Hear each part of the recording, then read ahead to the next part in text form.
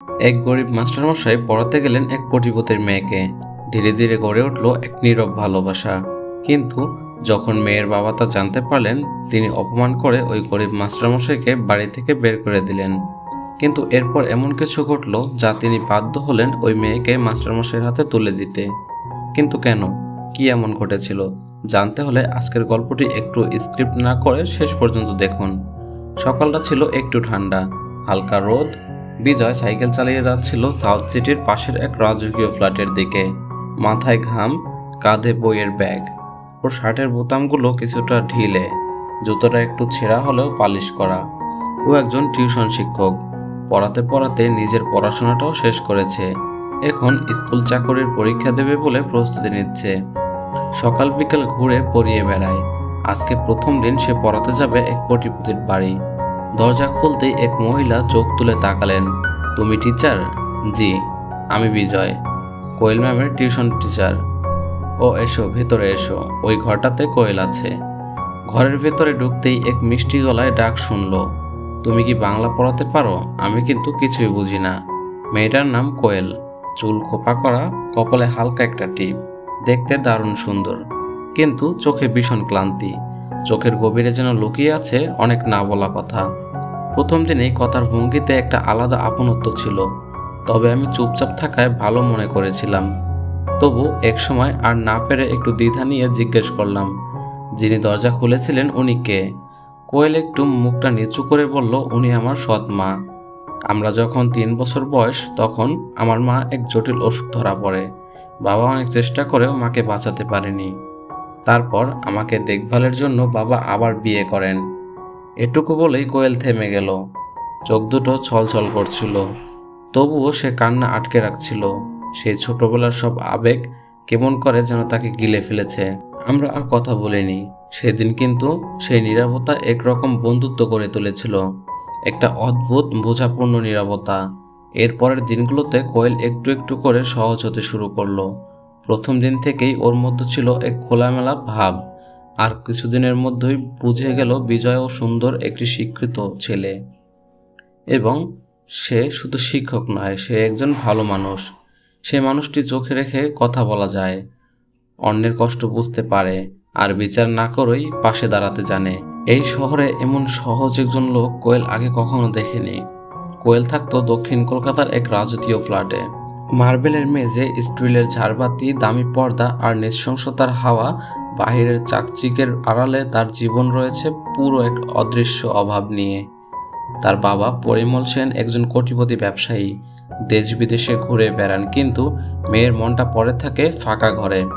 আর সৎমা অনন্যা, ঠোঁটে সবসময় এক চিমটি বিদ্রুপ, চোখে একরাশ অবহেলা। এই বাড়িতে কোয়েলের একমাত্র আপন রামু কাকা, সেই বৃদ্ধ বয়সে যিনি তাকে আগলে রেখেছেন, ছোটবেলা থেকে ছায়ার মতো করে রেখেছেন। এই তো কয়েকদিন আগে কথা, দুপুরবেলা খাওয়ার সময় কোয়েলের হাত থেকে ফসকে টেবিল থেকে একটা কাচের গ্লাস ভেঙে পড়ে। তৎক্ষণাৎ তার সৎ মা দাঁড়িয়ে চিৎকার করে উঠল, এত বড় মেয়ে হয়েছ, এখনো ঠিকমতো খেতে শেখনি?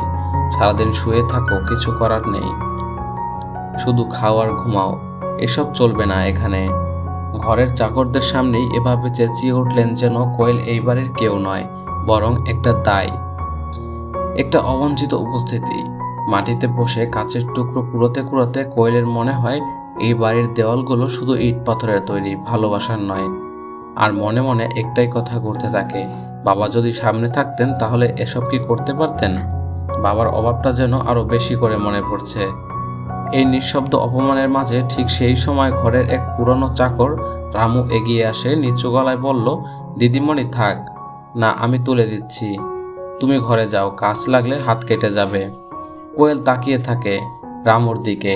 এক মুহূর্তে যেন বুঝে এই বাড়িতে যদি কেউ কখনো সত্যি ওর পাশে দাঁড়ায় তাহলে সে রামু কাকা। এই বাড়িতে কাজ করেন যখন কোয়েলের বয়স মাত্র 3 বছর। মা চলে যাবার পর থেকে ওর পড়াশোনার, খাওয়া দাওয়া, ছোটখাটো যত্নের অনেকটাই অভাব ছিল, কিন্তু এই দায়িত্বটা তিনি নিয়েছিলেন। সৎ মা ওর সাথে রুড ব্যবহার করে, রামু কাকা মুখেও একটা চাপা অভিমান খেলে যায়। মুখে না বললেও চোখে সবটা বুঝিয়ে দেন। এইসব কথা সরাসরি কখনো বলেনি, কিন্তু আচরণে, চোখের চাহনি তো বিজয় বুঝতে পারত এই বাড়িতে তার জন্য খুব কম জায়গা বরাদ্দ আছে। চাপা নৃশংসতা যেন সবসময় কোয়েলকে ঘিরে রাখে। এভাবেই দেখতে দেখতে 6 মাস কেটে যায়। এভাবে লক্ষ্য করে কোয়েল হাসে, কিন্তু ভিতরে ফাঁকা। একদিন পড়াতে পড়াতে কোয়েল হঠাৎ বলল, বিজয়দা, আমি খুব একা, তুমি কি পারো না আমাকে এখান থেকে নিয়ে যেতে? বিজয় থমকে যায়। মানে? আমি এমন একটা জায়গায় থাকতে চাই যেখানে মানুষটা থাকবে, টাকার গন্ধ নয়। আমি ভালোবাসা চাই। এই কথাগুলোর পর থেকে বিজয়ের ভিতরে কিছু বদলাতে শুরু করে।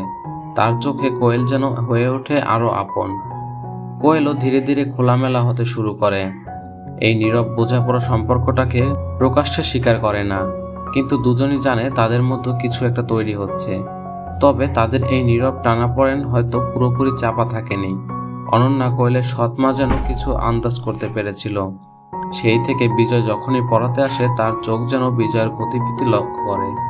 কথাবার্তা কেমন যেন ঠান্ডা, অথচ তীক্ষ্ণ। কোয়েল মাঝে মাঝে টের পায় তার প্রতিটি হাসি, প্রতি দৃষ্টি এখন গোপন নয়, কেউ সেটা নজরে রাখছে। কয়েকদিনের মধ্যেই অনন্যা ফোন করে সব কথা বলে তার স্বামী পরিমল সেনকে। তিনি তখন দেশের বাইরে। তার কথার সুর ছিল শান্ত, কিন্তু ভেতরে ছিল তীব্র অভিযোগ। তোমার মেয়ে টিউশনের নামে ঘরে কি চলছে জানো? তুমি ফিরলেই নিজে দেখে নিও, আমি আর কিছু বলছি না। সপ্তাহখানেক পরে দেশে ফিরলেন পরিমল সেন। ফিরে বিজয়কে ডেকে পাঠান, একেবারে সরাসরি। যেদিন বিকেলে কিছুটা ভয়ে গলা শুকিয়ে আসে বিজয়ের, সেই পৌঁছায় কোয়েলের বাড়িতে। বসার ঘরে তখন পিন পড়লেও শব্দ শোনা যায় চোখ মুখে থমথমে। অভিব্যক্তি যেন আগে থেকেই জানে আজ কোনো ভালো কিছু হবে না। সামনে সোফায় বসে আছেন পরিমল সেন, কালো পাঞ্জাবি, গভীর মুখ, ঠোঁটের কোণে জমাট কালোরতা এবং কঠোরতা। বিজয় যেন একটা অসুবিধার মধ্যে বসে আছে। কোয়েল মাথা নিচু চুপচাপ করে তার পাশে বসে আছে, কিন্তু চোখের দিকে তাকালে বোঝা যায় ভিতরে ভয় জমে আছে। পেছনে দাঁড়িয়ে অনন্যা, হালকা শাড়ি, ঠোঁটে এক চিমটি তৃপ্তির হাসি, যেন নিজেরাই লেখা স্ক্রিপ্ট এবং মঞ্চ। বিজয় এক চেয়ারে বসে, সামনেই পরিমল, তার মুখে অনিশ্চয়তার কণ্ঠে জড়তা। হঠাৎই নীরবতা ভেঙে যায়। পরিমল চোখ সরিয়ে না দিয়েই জিজ্ঞেস করে, তুমি মাসে কত রোজগার করো? বিজয় থমকে যায় এবং একটু ঝকঝকিয়ে গলা উঠিয়ে উত্তর দেয়, 8,000 টাকার মতো ছাড়। পরিমল ভুরু কুঁচকে তাকালেন, ঠোঁটের একরকম চাপা অবজ্ঞা। তুমি ভাবছো একটা মাস্টারি করে 8,000 টাকায় সংসার চলবে? কোয়েল তো শুধু মাসে পার্লার আর অনলাইন শপিংয়েই 10-15 হাজার টাকা উড়িয়ে দেয়। তুমি কি সত্যিই ভাবছো ওর জীবনসঙ্গী হিসাবে তোমাকে মেনে নেবে? আর তুমি 8,000 টাকা কামিয়ে স্বপ্ন দেখছো আমার মেয়েকে বিয়ে করার? বিজয় মাথা নিচু করে বসে থাকে।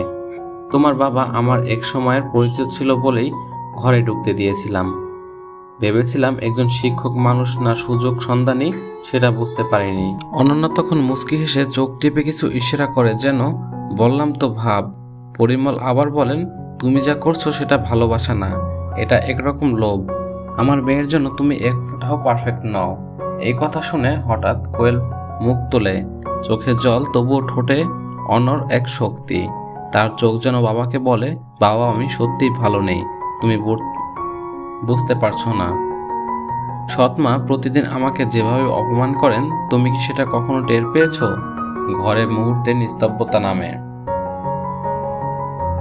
পেছনে দাঁড়ানো অনন্যার মুখের তৃপ্তি হাসিটাও খানিকটা টলমল হয়ে ওঠে। বিজয় আস্তে আস্তে নিজেকে সামলিয়ে নিয়ে বলে, স্যার আমি গরিব হতে পারি, কিন্তু মন থেকে কথা দিচ্ছি কোয়েলকে সবসময় সম্মান করব, ভালো রাখবো। আমরা দুজনকে সম্মান করেই এগিয়ে যাব, টাকা দিয়ে নয়, বরং ভালোবাসা দিয়ে। কথাটা শেষ করার আগেই পরিমল টেবিল থেকে হাত চেপড়ে উঠে দাঁড়ালো, গলা চেঁচিয়ে বলল, চুপ করো। তোমার এত সাহস হয় কি করে? একটা গরিব ছেলে মাসে 8,000 টাকা রোজগার করো আর আমার মেয়েকে বিয়ে করতে চাইছো? ভিখারির মতো স্বপ্ন দেখা বন্ধ করো, এই বাড়ি থেকে এখনই বেরিয়ে যাও। অনন্যা চোখ নামিয়ে চওড়া এক মুচকি হাসি দেয়। কোয়েল ঠোঁট কামড়ে কাঁদতে কাঁদতে উঠে দাঁড়ায়, কিন্তু মুখ খুলতে পারে না। ঠিক আছে স্যার, আজকে বেরিয়ে যাচ্ছি, কিন্তু মনে রাখবেন ভালোবাসা কখনো দরিদ্র দেখে হয় না, আর সম্মান কাউকে ভয় পায় না। এরপর ঘর জুড়ে নীরবতা নামে। তারপর বিজয় চুপচাপ মাথা নিচু করে বেরিয়ে যায়, কিন্তু দরজা ছাড়ার আগেই একবার পিছন ফিরে কোয়েলের দিকে তাকায়। ওই এক দৃষ্টিতে কথা বলে, আমি ফিরে আসবো, কথা দিচ্ছি। এই কয়েকদিন কোয়েল কারোর সঙ্গে কথা বলছে না।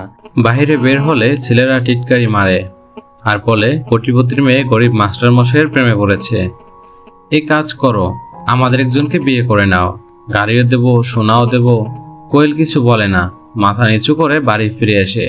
বিছানায় বসে চোখ থেকে টপ টপ জল পড়ছে, শুধু নিঃশব্দে গুমড়ে গুমড়ে ওঠে। এরপর রাতের বেলা পরিমল ব্যালকনিতে দাঁড়িয়ে আছেন। ঠিক তখনই পেছন থেকে রামু কাকা আস্তে আস্তে এসে বলে, দাদাবাবু একটা কথা বলবো। পরিমল চমকে ঘুরে তাকান। কি রামু, এত ইতস্ত কেন? তারপর বলে, দিদি মনেই খুব কষ্ট পাচ্ছে, বিজয়বাবুকে খুব ভালোবাসে আর ছোট মুখে বড় কথা বলছি, কিন্তু আমি দেখেছি বিজয়বাবু ওকে খুব শ্রদ্ধা করে। পরিমল কলা গড়ায় জিজ্ঞেস করে, তুমি জানো তুমি কি বলছো? রামু চোখ নামিয়ে শান্ত গলায় বলে, আমি জানি বাবু, হয়তো আজকের পর আমার চাকরি থাকবে না, তাও বলছি আমি ছোটবেলা থেকে দিদিমণিকে বড় হতে দেখেছি। মায়ের অভাব যেন আমি কোথাও কোথাও একটু সামনে রেখেছি। দিদিমণি কোনো কথা কাউকে না বলার সাহস পায় না, কিন্তু এখন আর সহ্য হচ্ছে না। প্রতিদিন কাঁদে, চুপ থাকতো। মালকিনও আমাদের অনন্যা দেবী ওনাকে খুব ভালো চোখে দেখেন না। চোখের সামনে এত কিছু দেখে চুপ করে থাকা আমার পক্ষে আর সম্ভব হচ্ছে না। এই মুহূর্তে নীরবতা নামে। পরিমল সামনে তাকিয়ে থাকেন, চোখে জল নেই, কিন্তু মনটা কাঁপে। হয়তো মনে পড়ে তার সেই ফেলে আসা হাসি মুখের কোয়েলকে, যাকে এখন আর খুঁজে পাওয়া যায় না। তারপর ধীরে বলে, রামু তুমি যা বললে সেটা কি সত্যি? রামু একবার চোখ তোলে, তারপর নিচু গলায় বলে, সত্যি বাবু, আজ যদি না বলতাম তাহলে নিজেকে ক্ষমা করতে পারতাম না। সেই রাতে ঘুম আসছিল না পরিমলের। চুপচাপ পায়ে হেঁটে এগিয়ে গেলেন কোয়েলের ঘরের সামনে। দরজা বন্ধ, কিন্তু ভিতর থেকে নিঃশব্দ কান্নার আওয়াজ। সেই কাঁপা কাঁপা কণ্ঠে পরিমল বুঝতে পারে, হাহাকার করে উঠল। শব্দ নয়, কিন্তু চোখে না থাকা অশ্রু যেন ভেতরটা জ্বলিয়ে দিচ্ছে। এক মুহূর্ত দাঁড়িয়ে না থেকে দরজার সামনে গেল, কিন্তু চোখে বুঝে মনে মনে বললেন, আমার ভুল, আমি সত্যি তোকে চিনতে পারিনি কোয়েল। একটু থেমে তিনি নিজের ঘরে গিয়ে ফিরে ফোন করলেন বিজয়কে। বিজয়, কাল সকালে একবার দেখা করো আমার সাথে, পার্কের সার্কাসের সেই পুরনো কফি শপে। বিজয় চমকে যায়, কিন্তু রাজি হয়। সাদা পাঞ্জাবিতে পরিমলবাবু চুপচাপ বসে আছেন। বিজয় এসে সামনে বসতেই তিনি সরাসরি বলেন, আমি কাল রাতে আমার মেয়ের কান্না শুনেছি, এখন বুঝেছি আমি অনেক কিছু বুঝতে দেরি করে ফেলেছি। বিজয় কিছু বলতে যায়, কিন্তু পরিমল হাত তুলে থামিয়ে দেন। আমি জানি তুমি ওকে অনেক সম্মান করো, ও তোমাকে ভালোবাসে, তোমাকে কোনো অপমান করতে চাই না। আর কিন্তু আমি চাই তুমি আগে নিজের একটা স্থায়ী অবস্থান তৈরি করো। তুমি নিজেকে তৈরি করো একজন সম্মানীয় মানুষ হিসাবে, তখন আমি নিজে তোমার হাতে আমার মেয়েকে তুলে দেব, বাবা হিসেবে ভরসা দিয়ে। বিজয়ের চোখে জল এসে যায়। সে শুধু বলে, আমি কথা দিচ্ছি স্যার। এরপর 2 বছর কেটে যায়। এই 2 বছর বিজয় জীবনের সবটুকু দিয়ে পরীক্ষায় সফল হয়, এবং সকাল সন্ধ্যা পড়ানো, রাত জেগে পড়া, চাকরি করা, চাকরির প্রস্তুতি নেওয়া, এই সব কিছু কোনো অভাব ছিল না। শুধু পরিশ্রম আর জেদের। কোনোদিন হয়তো না খেয়ে থেকেছে, কিন্তু স্বপ্নটাকে কখনো বলেনি একটি দুপুরে ছুটির ঘন্টা পড়ছে,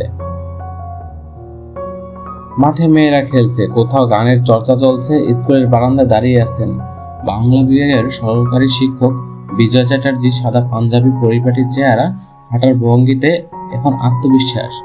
সে আগের ছেলেটা নেই। সে বিজয় এখন শুধু একজন শিক্ষক নন, জেলার শ্রেষ্ঠ তরুণ শিক্ষক হিসাবে রাজ্য সরকার কর্তৃক পুরস্কারপ্রাপ্ত একজন সম্মানীয় মানুষ, যিনি দরিদ্রতা থেকে উঠে এসেছে, নিজের আত্মসম্মান বিসর্জন দেননি। হঠাৎ পেছন থেকে একজন বলে, স্যার আজকে আপনার পুরস্কার বিতরণ অনুষ্ঠানে আপনার কেউ আসছে তো? বিজয় একটুখানি হেসে বললেন, আসবে হয়তো, জানি না। ঠিক অডিটোরিয়ামের বাইরে তখন বেশ ভিড়, ক্যামেরার ফ্ল্যাশ, রং বেরঙের ব্যানার, জেলার শ্রেষ্ঠ তরুণের শিক্ষক ছবি ঝুলছে দেওয়ালে। ঠিক এমন সময় একটা কালো গাড়ি এসে দাঁড়ায় অডিটোরিয়ামের বাহিরে। দরজা খুলে প্রথমে নামে এক চালক, তারপর ধীরে ধীরে পরিমল সেন, চোখে হালকা ঘোলা চশমা, হাতে মেয়ের কোয়েল, পরিপাটি শাড়িতে। চোখ আজ এক অন্যরকম সাহস, আত্মবিশ্বাসের আলো। তার পাশে ধীরে ধীরে পা রাখলেন অনন্যা। মুখে এখন সেই চেনা কঠোরতা নেই। গত 2 বছরে অনেক কিছু বদলেছে, এবং তিনিও তা মেনে নিয়েছেন। 3 জন একসঙ্গে অডিটোরিয়ামের ভিতরে প্রবেশ করেন। সামনের সারিতে তাদের জন্য রাখা হয় চেয়ার। চেয়ারে বসেন পরিমল, মাঝখানে এক পাশে কোয়েল, আরেক পাশে অনন্যা। অনন্যা চুপচাপ বসে থাকেন, কিন্তু কিছু বলে না, কিন্তু চোখে দেখা যাচ্ছে আজকে বিজয়কে তিনি মনের মধ্যে জায়গা দিতে শিখেছেন। অনুষ্ঠান শুরু হয়। একজন ঘোষক মাইক নিয়ে বলে ওঠেন, এই জেলার সরকারি বিশ্ববিদ্যালয়গুলোর মধ্যে সবচেয়ে নিষ্ঠাবান ছাত্রছাত্রীর সবচেয়ে প্রিয় এবং সফল এক তরুণ শিক্ষক বিজয় চ্যাটার্জি। আবেগে হাততালি গড়ে ওঠে বিজয়ের মঞ্চ, কিন্তু তার চোখে চলে যায় মঞ্চ পেরিয়ে সামনের সারিতে বসে থাকা কোয়েলকে। তার চোখে জল নেই, কিন্তু এক তৃপ্তি জ্বলে ওঠে তার মুখে। তিনি পুরস্কার গ্রহণ করেন। তারপর মাইকের সামনে দাঁড়িয়ে তিনি বলেন, এই সম্মান শুধু আমার নয়, এটা তাদের যাদের চোখে ছিল স্বপ্ন কিন্তু গায়ে ছিল পুরনো জামা। এটা সেই বাবার যিনি কন্যার নিঃশব্দ কান্না শুনে বদলে যেতে শেখেন। আর এটা এক মেয়ের যে নিজের নিঃসঙ্গতা পেরিয়ে কাউকে মানুষ করে গড়ে তোলার সাহস দেখিয়েছেন। অনুষ্ঠান শেষ হওয়ার পর পরিমল সেন বিজয়ের দিকে এসে তারপর বলে, বিজয়, আমি ভুল করেছিলাম। আজ বুঝতে পারছি তুমি শুধু আমার মেয়ের যোগ্য নও, তুমি আমার মেয়ের ভবিষ্যতের ভরসা। আমি আমার কোয়েলকে তোমার হাতে তুলে দিতে চাই। বাবা হিসাবে গর্ব করে জিজ্ঞেস করেছি, তুমি কি আমার মেয়েকে বিয়ে করবে? বিজয়ের চোখে চিকচিক করে ওঠে। সে ধীরে ধীরে মাথা ঝুঁকিয়ে বলে, এই সম্মানের চেয়ে বড় কিছু আমার জীবনে নেই স্যার। আমি কথা দিচ্ছি ওর পাশে সারা জীবন থাকবো, সম্মান করব, ভালোবাসবো। এই কথা শুনে কোয়েল অবাক হয়ে বিজয়ের দিকে তাকায়। তার চোখে জল জল করছে, তা পানি টলমল করছে, কিন্তু ঠোঁটে ফুটে ওঠে এক নিঃশব্দ হাসি। সেই হাসিতে লুকানো আছে বিশ্বাস, স্বস্তি আর দীর্ঘ অপেক্ষার এক চিন্তা আশ্বাস। সে আস্তে আস্তে সামনে এসে দাঁড়ায় বিজয়ের পাশে, কোনো কথা না বলে শুধু ওর হাতটা শক্ত করে ধরে। পাশে দাঁড়ানো অন্যান্য কিছু চুপচাপ করে থাকে, আর তাদের চোখে মুখে একটা দ্বন্দ্ব, একটা অপরাধ বোধ আর মেনে নেওয়ার গভীরতা। অবশেষে কোয়েলের দিকে তাকিয়ে খুব ধীরে বলেন, তোমাকে ভালোবাসতে না পারা আমার সবচেয়ে বড় ভুল ছিল কোয়েল, কিন্তু যদি তুমি সুযোগ দাও আমি চেষ্টা করব সেটা ঠিক করতে। কোয়েল চোখ সরায় না, শুধু একবার মাথা হেড করে সম্মানিত জানায়।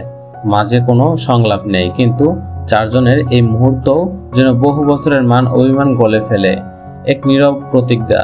তো বন্ধুরা, গল্পটা শেষ করলাম, কিন্তু আমার মনে হচ্ছে শেষটা সবার মতো একরকম হবে না। তোমাদের মনে কি প্রশ্ন উঠেছে নিচে কমেন্টে জানিও। কে ছিল এই গল্পের সত্যিকারের বীর? আর গল্পটি ভালো লেগে থাকলে চ্যানেলটি সাবস্ক্রাইব করে আমাদের পাশেই থাকো। সবাই ভালো থাকো, আল্লাহ হাফেজ। এবং কে কোন জেলা থেকে দেখছো অবশ্যই কমেন্টে জানিও।